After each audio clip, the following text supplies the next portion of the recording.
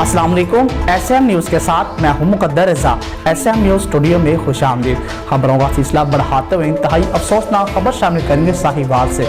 साहिवाल के नवाही गांव 43-4L में सालम वडेरे ने जुल्म की इंतहा कर दी कि जिससे इंसानियत भी शर्मा गई। बेटी को छेड़ने से मना करने पर गरीब मजदूर का पुलिस को वडेरों के खिलाफ दरख्वास्त देना महंगा पड़ गया। वडेरों ने किसान को असला के जोर पर उठा लिया और गले में कुत्ते का पटा डालकर कुत्ता बनाकर कुत्ते के खाने वाले बर्तन में कुत्ते की तरह पानी पिलाते रहे।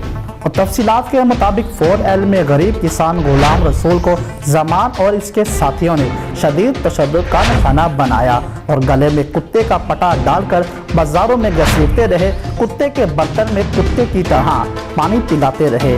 गरीब किसान अल्लाह का वास्ता देता रहा लेकिन किसी जालिम को तरस न आया। क्या ये रियासत मदीना है? और जज साहिब अपनी तौहीन पे तौहीन अदालत का पर्चा काट देते हैं।